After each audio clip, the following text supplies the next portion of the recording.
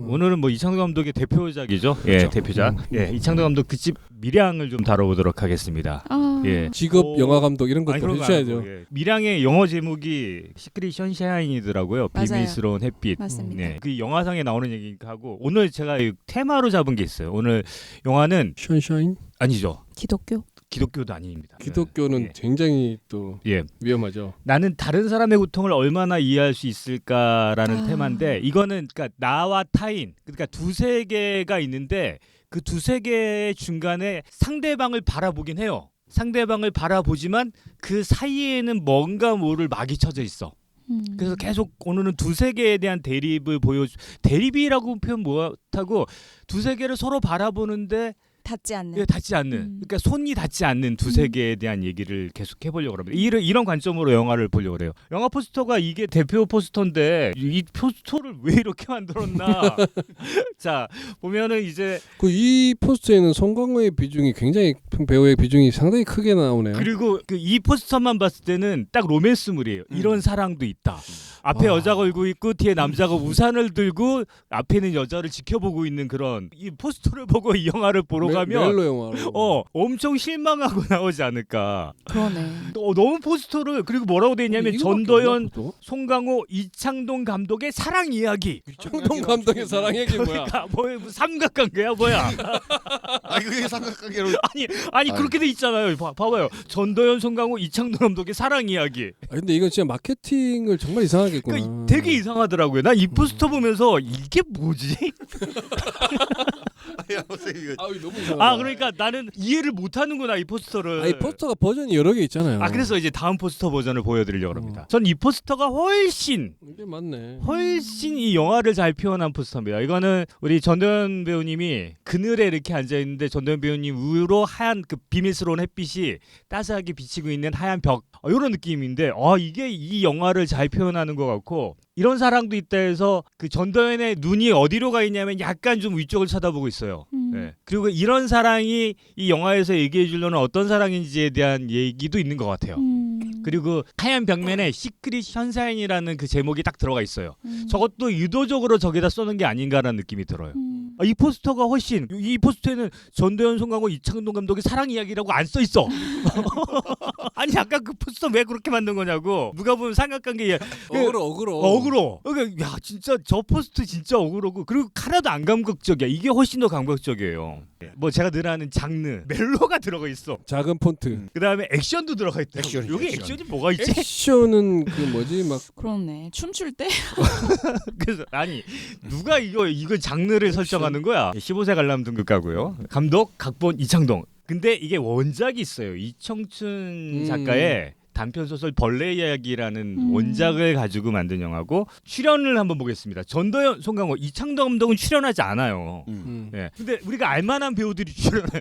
이창동이 유명하니까 자꾸 넣는 거죠. 이성민 씨가 출연해요. 중간에 좀 나오죠. 예, 장혜진 씨가 누군지 아십니까? 가수 장혜진 말합니까? 아닙니다. 배우 장혜진입니다.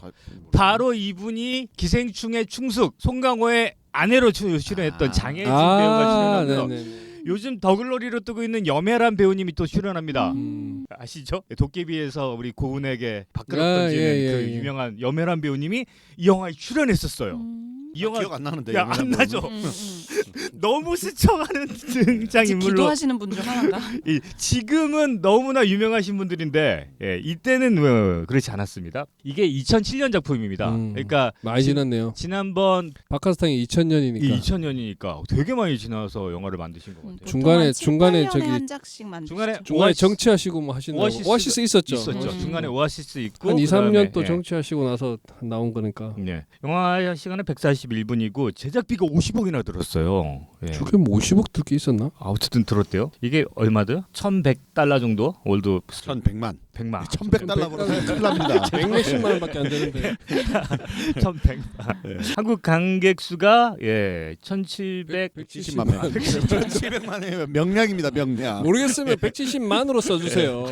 그래서 명량입니다. 이 영화가 상을 엄청나게 많이 탔습니다.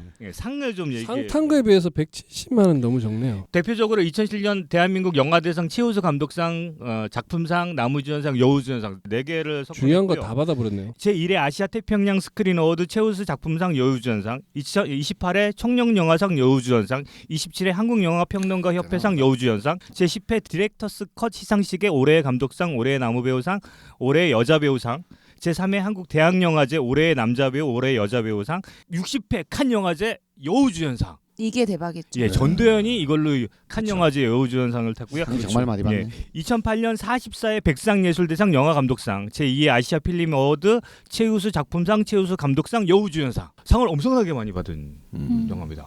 아니 근데 지금 송강호 씨도 나무주연상을 받으셨어요 이걸로? 나무주연상을 받으셨어요. 국내에서. 예, 국내에서. 신기하네. 근데 남주가 맞잖아요. 아니 그렇긴 한데 좋은 작품들이 많았을 텐데. 근데 송강호 씨. 근데 이동진 씨는 개인적으로 송강호 최고의 연기를 밀양에서 뽑더라고요. 그 이 연기가 정말 어려운 연기라면서 배경이 되어주는 연기. 근데 그 혹시 이번에 그 이창동 감독 조사하시면서 그거 아셨죠? 그 시내 20일에서 예. 매년 시내 20일 1년 결산을 할 때 그해 최고의 영화를 뽑거든요. 시내 20일 모든 기자들이 투표를 해서 예. 이창동 감독의 모든 작품이 그해 1위를 했습니다. 그러니까 나오면 그렇죠. 1위. 나오면 그러니까 오아시스를 근데 단 한 번 2위를 한 게 오아시스였어요. 그때 홍상수 감독이 아마 생활의 발견인가 단 한 번 2위를 하고 근소한 표차로 나머지 모든 작품이 그해 1위였습니다. 받아들이기 힘들어. 대단합니다 진짜. 네. 홍상수. 우리나라 그 3대 그 예술 영화를 찍는 감독이 홍상수 감독, 이창동 김기덕 감독, 김기덕. 이창동 감독. 아, 그래서 우리 둘이서 얘기했지만 김기덕 감독은 이해할 수가 없다. 아니 김기덕 감독은 좋죠 왜 이해할 수도 좋죠, 있는데 김기덕 색깔이 감독은 좀 다르니까. 너무 좀 전위적이긴 하지만 또 뭐 나름. 자, 늘 그렇듯이 아무튼 영화의 갑니다. 예. 간단한 시놉시스는 얘기하고 하겠습니다. 이번에 오. 폰트가 좀 크네요. 이거 크게 썼어요. 33살 남편을 잃은 그녀 이신혜라는 여자죠. 어린 아들과 남편의 고향 밀양으로 가고 있다. 이미 그녀는 너무 많은 것을 잃었다. 그냥 읽어주시면 안 될까요? 그러니까 이렇게 읽어야 재밌지 않나? 좀 더 강하게 알겠습니다. 해주십시오. 이거 그냥 영화 소개란에 있는 신호업을 그대로 들고 왔는데 이 마지막 말이 당신이라면 이래도 살겠어요라는 멘트가 들어가 있더라고요. 나라면 저렇게 살 수 있을까? 예, 영화를 보는 애는 이제 그런 질문을 계속 던지면서 영화를 보고 나라면 살 수 있을까? 나라면 어떻게 살까? 이 질문을 계속 던지게 되는데 일단 원작의 얘기를 조금 해보도록 하겠습니다. 이청춘 작가님이 1985년에 쓰신 원작이에요. 조금 달라요, 스토리는. 뭐냐면 남편의 1인칭 관찰자 시점으로 이루어져 있어요. 그러니까 또 한 부부가 아이를 유괴당했는데 비슷합니다. 그 유괴범이 잡히고 이미 아이는 죽고 유괴범이 그 아내가 이제 며느리 시집 갔는데 저기서는 남편이 살아 있고 네. 같이 지내고 있고. 그러니까 남편이 계속 아내를 지켜보는 입장이에요. 계속 아내가 어떻게 변해가는지를 따라가면서 아이를 잃어버린 것을 신앙의 힘으로 이겨내려고 하고 뭐 비슷합니다. 그 다음부터 영화는 실제 죄수를 만나러 갔더니 나는 이미 뭐 다 구원받았다. 내가 죽으면 뭐 장기를 누구한테 써두고 뭐 이렇게 이런 얘기를 막 해요. 그래서 아내가 돌아와서 그 용서가 안 되는 거죠. 그래서 어떻게 되냐면 아내는 자살하는 걸로 얘기가 끝납니다. 원작이요. 원작이 이청춘 작가님이 어디서 모티브를 얻었냐 그러니까 이 주형령 유괴 살인 사건이라는 실제 살인 사건이 있었어요. 이 주형령이라는 분이 범인인데 학교 체육교사였거든요. 체육교사가 아이를 중학생인 아이를 납치해서 그런 위험이 있어, 진짜. 그 사건 알아요. 그겁니다. 아이를 납치한 그 사건이 모티브가 됐고 또 하나 모티브가 된 사건이 5.18 광주 민주화 운동 맞죠? 우리 지난번에 했던 네. 그 사건에서도 모티브를 얻었다 그럽니다. 뭐냐면 여기 이청춘 작가 인터뷰 내용이 이런 게 광주 사태 해법을 놓고 정치권의 논의가 있을 때입니다. 피해자는 고스란히 남아 있는 상황에서 그러니까 화해 이야기가 나오는 겁니다. 가해자들끼리 화해하자는 뭐 있던 그쯤에 이윤상 군 저기 아까 그 주영영 살인 사건의 최후 발언이 신문에 났는데 하나님의 자비가 희생자와 그 가족에게 베풀어지길 빌겠다라는 어떤 그 지가 뭔데? 지가 뭔데? 그래서 그런 거와 그러니까 지금 피해받은 사람들은 계속 고통스러워하고 있는데 가해자 입장에서 뭐 이런 얘기를 하는 게 너무 그래서 이 벌레 이야기를 쓰게 됐다. 이게 시작됩니다. 오늘 영화는 지난번이랑 약간 비슷한 게 뭐냐면 주요 장면 몇 장면을 계속 연결하면서 좀 진행할 거고 거기에 이제 두 대립되는 세계가 무엇인지를 좀 얘기해 보려고 합니다. 네. 첫 장면이 굉장히 중요한데 그 시내의 자동차가 고장 나가지고 지나가던 우리 종찬이 김종찬이라는 송강호 배우가 마치 이분이 카센터를 운영하시는 분이었어. 그래서 차를 고쳐주면서 차는 더 이상 고장나서 못 가게 되고 김종찬이라는 송강호 배우님의 차를 타고 가면서 이런 대화가 오갑니다. 시내가 묻죠. 밀양이 어떤 곳이에요? 물으니까 씨가 이게 부산 말씨로 좀 해줘야 되는데 근데 뭐 꼭 해야 됩니까? 아니 뭐 뭐라 해야 되나 어찌 경기도 엉망이고 여기는 한나라당 도시고 나 이런 게 처음에 이런 말을 했단 말이야. 한나라당 도시고 한나라당 도시죠. 예. 네. 부산에 가깝고 말씨도 부산 말씨고 급하고 말씨가 뭐 인구는 많이 줄었고 뭐 이러면 얘기를 계속해요. 그리고 아저씨 그다음에 이제 시내가 말하는 게 이 영화의 어떤 핵심인데 밀양이라는 이름의 뜻이 뭔지 알아요? 뜻요 우리가 뭐 그 뜻 보고 삽니까? 그냥 사는 거지. 뭐 이렇게 얘기하면서 한자로 비밀밀 변양 비밀의 빛 좋죠 이렇게 불어요. 비밀의 빛 좋네 이러면서 영화가 시작되는데 그러면서 음악이 뽕짝 음악이 그렇죠. 나오고 갑자기 저 멀리 큰 하늘을 비춰주면서 영화가 시작돼요. 의미심장하죠. 예.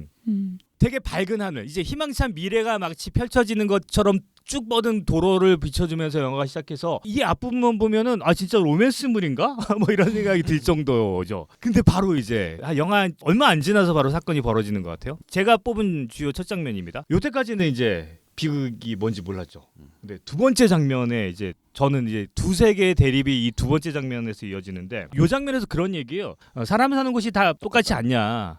사람이 뭐 사는 게 별 다르지 않냐. 근데 이 시내가 밀양으로 가서 약간의 괴리감을 느끼기 시작해요. 뭐냐면 밀양이라는 이 조그만한 도시에 사람들끼리 내가 없는 곳에서 내 얘기를 하고 있다라는 걸 알게 돼. 그 약사 작은 곳일수록 더 그렇죠. 그렇죠. 약사였더니 뭐 소식 들었다 그러면서 좋은 선물 주겠다 그러면서 이런 얘기하고 그런 이제 자기가 또 미용실에 갔더니 자기 없는 데서 사람들끼리 모여서 그 얘기하고 또 이 종찬이라는 이 송경호 배우는 갑자기 뭐 그 자기 학원을 막 소개시켜 주면서 막 가짜로 만든 상장을 막 갖다 붙여주고 정말 오지랖의 마당발이죠. 오지랖이죠 진짜. 이거 뭐지? 그러니까 이 여자는 서울에서 지금 밀양으로 내려온 거잖아요. 네. 서울과 이거 너무 다른 거야. 사는 곳이 다 똑같지 않은 거야. 남한테 관심이 없는 곳에 있다가 그리고 이 여자도 더 웃긴 건 뭐냐면 지나가던 양품점이죠. 자기가 그렇게 느끼면서 자기도 오지랖을 펼쳐 뭐라고 하면 들어가서 떼뜸한다는 인테리어 얘기가 바꾸라고. 색깔만 밝게 칠해도 손님이 더 많이 올 거라는 오지랖을 펼쳐요. 이 영화가 계속 그 얘기를 계속 하거든요. 대립되고 있지만 대립되는 게 맞나라는 그런 느낌이 줘요. 분명히 이 여자는 그런 것 때문에 되게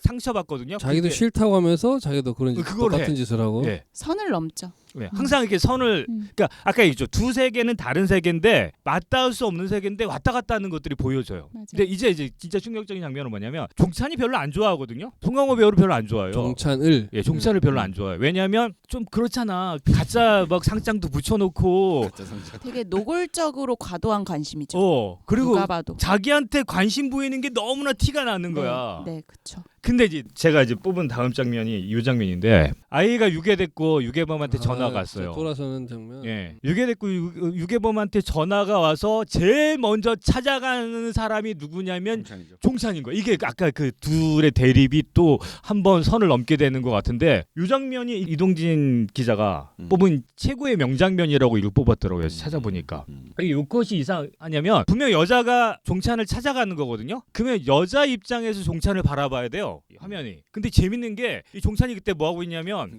노래만 그러니까 자기 세계에 심취해서 노래를 신나게 아무 생각 부르고 없다 있어. 나는 막 이러면서. 이 여자는 너무 불행해. 이거 두 세계가 지금 대립돼 있잖아요. 이 자기 세계에 심취해서 노래 부르는 카센터 사장님과 아이를 잃어버리고 도움을 구하러가는 엄마의 그 모습이 딱 그 유리를 하나 두고 비춰주는데 자기가 계속 그 불편하게 여겼던 속물이라고 여겼던 여기 속물 같아요라는 대사를 직접 하거든요. 했었죠. 속물이라고 여겼던 그 남자를 찾으러 가는 거야. 찾아가야죠. 왜냐면 오지랖을 많이 떠니까 잘 도와줄 것 같잖아. 근데 그 종찬의 모습을 비춰주는 게 아니라 종찬의 보였다가 방 안에서 카메라에서 쓱 카메라가 이동하면서 그 밖에 서 있는 이신의 모습을 비춰줘요. 그러니까 전도연의 배우님의 모습을 비춰주는데 되게 망연한 눈빛으로 쳐다봤다가 바로 돌아서거든요. 저 세계에 못 가는 거야. 근데 생각해보면 이 사건이 왜 일어나냐면 속물 같았던 이신혜 때문에 일어난 사건이에요. 그렇죠. 그러니까 지금도 두 세계는 대립하는데 이신혜가 얼마나 속물이었냐면 자기가 뭐죠 이렇게 땅 허영을 보러 부리죠. 다닌다고. 땅 사러 다니고 뭐 이런 것 때문에 일어난 사건인데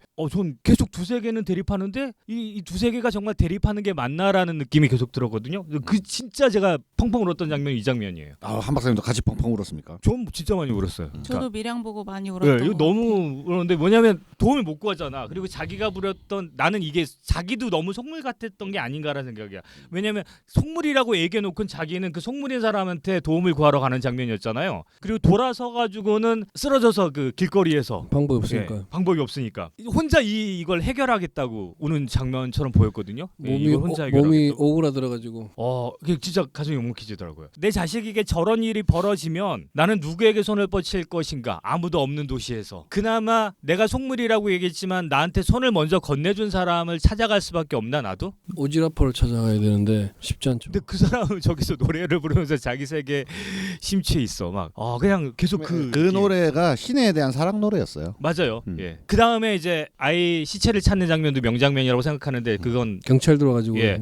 자, 실제 이창동 감독이 영화를 사실적으로 찍는다는 게 뭐냐면 영화에서는 시체를 찾는 장면이었으면 아마 되게 그 시체를 찾는 그 시선을 따라갔을 거예요. 이렇게 막 경찰 들어오고 수색하고 이런 장면 막 나오고 했을 수 있죠. 그래서 막 해서 근데 이거 굉장히 멀리서 이게 찍잖아요. 그 진짜 멀리 저기 시체도 안 보여. 근데 보통 이렇게 아이가 죽고 뭐 이렇게 시체가 나오는 이런 영화 뭐 예를 들면 살인의 추억이라든지 뭐 이런 영화들을 보면 끔찍하게 놓여 있는 시체를 멀리서나마 시체가 보이게 찍거든요. 그리고 펑펑 우는 모습이라든지 뭐 그런 모습을 찍는데 여기서 신혜도 되게 멀뚱히 그냥 서 있는 모습으로만 계속 등장해요. 그렇죠. 그다음에 그 학원 원장이 잡혀서 올 때도 신혜가 어떻게 하냐면 아시죠? 피하죠. 피해요 이렇게 움츠러들죠. 움츠러들어. 그리고 실제 화장터에서 장례식장에서 눈물 한 방울 흘리지 않아요. 그러다가 언제 오열이 터지냐면 아들의 사망 신고를 하러 동사무소에 사망 신고를 내고 돌아오는 길에 발작적으로. 예. 그때도 삼키는 울음이죠. 삼키는 예. 울음. 참지 못 이게 막 목에서 터져 메어서 나오는 거죠. 더 못 나오는 울음을 울다가 그 붕의 얘기를 약사님이 하시잖아요 중간에. 우리 교회 안 나와도 되니까 붕행 꼭 가라. 근데 딱 때마침 그 앞에 플래카드. 그 앞에 플랜카드가 있고 그 교회가 아도 횡단보도 앞에 놓여 있어. 그 교회에서 이제 뻥 터지죠. 네, 진짜 전도연 배우 진짜 연기 잘한다. 맞아요. 저 장면이 아주 명장면이죠. 정말로요. 두 번째 빵 터지. 저것도 뭐 디렉션도 없이 그냥 막 한 거 아니에요, 저것도. 그 카메라 시점을 꼭 이렇게 잡아줘요. 이렇게 앞에서 펑펑 울고 있는데 그 뒤에 항상 서 있는 종찬. 좀 이렇게 아니, 정찬 이게 뭐지? 페이드아웃 되어 있는데도 뭔가 표정이 우리 이제 기독교인 뭐 종교를 떠나서 저도 이 질문을 되게 많이 했던 것 같아요. 만약에 하나님이 계시고 하나님이 사랑이 그렇게 크시다면 왜 우리 주님이가 그렇게 처참하게 죽도록 내버려 두셨나요? 그 어린 것이 뭐가 죄가 있다고? 종교 사람들에게 한 번씩 던져지는 질문이라고 생각하거든요. 왜 신이 있다고 생각이 있고 신이 진짜 있다면 그렇게 자비로우시고 사랑이 많은 신이 있다면 왜 아무 죄를 짓지 않은 그들이 그렇게 죽어야 되죠? 저는 이번 12.9 사태에 이 질문을 또 똑같이 던졌던 것 같아요. 왜 죽어야 되는 거예요? 왜 그들이 무슨 죄가 있다고? 왜 정말 죄를 많이 짓고 뭐 이런 사람들은 떵떵거리고 사는데 그들이 도대체 무슨 죄가 있다고? 이게 이창동 감독님의 큰 테마가 예. 이 사회 속에 놓여 있는 개인이 겪어야 하는 아무 맥락 없는 부조리들. 그렇지. 진짜 부조리죠. 근데 내가 그걸 어떻게 감당해야 하는가? 그거에 대한 질문을 계속 하시는 것 같아요. 굉장히 종교적이에요. 이태원 감독님의 모든 작품들이 맞아요. 굉장히 맞아요. 종교적입니다. 제가 기독교인이라서 이 영화를 맡겠다 그랬지만 이 질문에 누가 이렇게 물어본다면 야 그게 다 하나님의 뜻이야 뭐 이렇게 얘기해 주는 게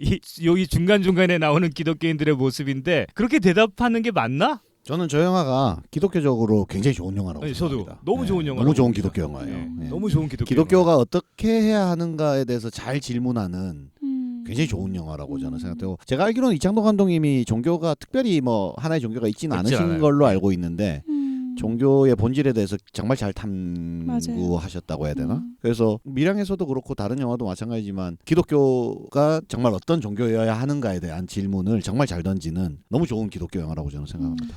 저는 이 영화 보는 내내 정말 어떻게 이렇게 기독교를 잘 이해하고 이 영화를 만들었지라는 생각이 계속 들었거든요. 장면 하나하나 아니 신앙이 없는 사람, 교회 생활을 안 해본 사람은 저 장면이 왜 저렇게 쓰였는지 알 수 있을까? 비기독교인이 보는 이 영화와 기독교인이 보는 이 영화는 느낌이 다를 거라 생각이 드는데 저는 어떻게 저렇게 잘 묘사했지라는 생각이 계속 들었거든요. 이창동 감독이 무슨 얘기했냐면 이 영화 얘기하면서 무슨 얘기했냐면 이창동 감독이 아들을 잃은 건 아시죠? 교통사고로 5살의 아들을 있으시더라고요. 그때 위로가 안 됐대요. 누구의 말도 위로가 안 됐는데 그거 안 되죠. 예, 가장 위로가 됐던 사람은 뭐냐면 자기와 같이 자식을 잃은 부모님이 내게 해주는 말은 위로가 되더래요. 그러니까 희생자들이 그렇게 해서 모이는 거지. 신앙자들이 모여야 됩니다. 그렇기 때문에 그 심정 우리가 이해 충분히 그럴 수 있어라고 얘기하지만 기독교인들이 다 하나님의 뜻이야. 네가 그걸 경험해보지 않아놓고 그게 다 하나님의 뜻이야라고 얘기하는 게 얼마나 상처가 될지를 전 이 영화 보면서 계속 느꼈던 것 같아요. 그렇죠. 그러는 동시에 사실은 그 말이 진심이길 바라는 마음이 있잖아요. 그렇죠. 진짜 하나님의 뜻이길 원해. 그리고 크리스찬들이 또 그 상황에서 그런 말을 안 해줄 수도 없고 굉장히 또 그래요 입장이. 이제 아닐 걸 그럴 수도 없잖아. 사실은 같이 질문을 해줘야 되는데. 그렇지, 맞아. 그러니까 같이 서줘야 되는데. 무슨 죄가 있다고 그러면 그러게 왜 뭐 때문에 그러셨을까요 하나님이. 예를 들자면 맞아요. 그렇게 질문을 같이 들어가줘야 되고 사실은 저는 예수 그리스도가 했던 행위가 그거라고 생각하거든요. 와서 니네 도대체 왜 이러냐. 근데 기독교인들은요 너무 마음이 조급해서 답을 자꾸 주려 그래. 왜냐면 왜 답을 주고 싶어 하냐면 문제에 들어가기 싫으니까 그런 거거든요. 그래서 하나님의 뜻이라고 그냥 답을 줘버리는 거야. 뭐 아니면 기도해야 된다고 그냥 답을 줘버리고. 근데 사실 기독교는 질문하는 종교거든요. 같이 들어가야 되는데 그쵸. 그냥 답을 빨리 줘려고 그런 장면들 계속 보여주는 거예요. 계속 대비되는 거예요. 그래서 저는 오히려 이 종찬의 포지션이 그렇죠, 그렇죠. 더욱더 네, 빛이 맞아요. 왜냐면 났던 종찬은 거죠. 답이 없어. 그래서 네, 얘기하려고 그래서 그래요. 이렇게 되는 그냥 거야. 같이 있어주는 거잖아. 그래서 종찬이 되게 독특한 인물이거든요. 왜냐면 되게 속물이에요. 알잖아요. 그 다방 레지고 오면 하고. 그래도 순수하지 않나요? 순수한 속물이지. 어쨌든 아까 그 가짜 필부죠, 필부. 가짜 표창장을 걸어놔야 사람들이 또 좋아한다 그러질 않나. 근데 종찬이 뭔 역할을 계속하냐면 계속 신의 옆에 있어줘요. 끊임없이 신의 옆에 있어줘요. 그리고 이제 이 장면도 되게 이제 저도 진짜 인상 깊다. 친구들이 놀리는 장면. 저기서 이성민이 나오죠. 네, 여기서 이성민이 이렇게 서가지고 진짜 저 주차 관리하는 건 진짜 이 주차 관리가 굉장히 상징적인 게 누가 차를 이렇게 기독교에서는 대놨어 이 새끼를. 교회에서 주차 관리 굉장히 중요하죠. 엄청 굉장히 중요하지. 중요해요. 교회 생활을 열심히 하기 시작했다는 걸 상징적으로 보여주죠. 네. 교회 생활의 가장 어려운 봉사가 뭐냐면 주차 관리예요. 꽃입니다. 그럼요. 꽃. 예. 왜냐하면 저게 주민들과 항상 마찰이 일어나요. 그래서 장로 선거 들어가기 직전에 항상 주차 관리를 합니다. 해야 돼. 예. 이게 그 교회에서 진급하려면 주차 관리 해야 돼. 예. 맞아요. 그래서 딱 그런 거예요. 이분이 정말 열심히 봉사한다라고 느껴지려면 그리고 그렇죠. 주차장이 어떤 개념이냐면 오는 성도들의 얼굴을 그렇지. 다 내 얼굴을 보게 돼 있어요. 그러니까 지명도도 올라가고. 그렇죠. 저분 진짜 열심히 하시는 분이야 뭐 이런 느낌이 그렇죠. 들어야 돼. 근데 이 종찬이란 캐릭터는 이 동네에서 그냥 두루두루 그냥 그러니까 어쩌면 기독교가 아닌 비기독교인 안에서는 두루두루 알려져 있죠. 굉장히 발이 넓은 걸로 나오잖아요. 굉장히 발이 넓은 거고 뭐 유지도 알고 그다음에 카센타니까 웬만한 소님도 아는데 기독교인의 세계관이라는 게 저는 이제 모태세는 신앙이었으니까 어떤 게 좀 있냐면 기독교인은 그들끼리 살아. 그렇죠. 같은 동네에 있는데 그들의 그 사회 안에서만 살아요. 너무 웃겨 그것도. 또 비리교인은 또 그들 안에서 살아. 저들은 딴 종족이라고 생각해. 섞이지 않는구나. 안 섞여요. 왜냐면 그 안에서도 카센터가 있을 거고 그 안에서도 뭐가 있을 거고. 그러니까 쉬는 날에도 같이 모여서 여기 보면 이제 기도회도 열고 밥도 먹고 신방도 다니고. 섞이지 않네. 안 섞여. 항상 안 섞이는데 갑자기 외부에 있던 사람이 이쪽으로 들어온 거야. 그리고 자기도 어색한데 나가서 찬양을 부르고 있어. 저 안 맞는 시선. 아니, 흔들리는 친구들이 시선. 보고 있으니까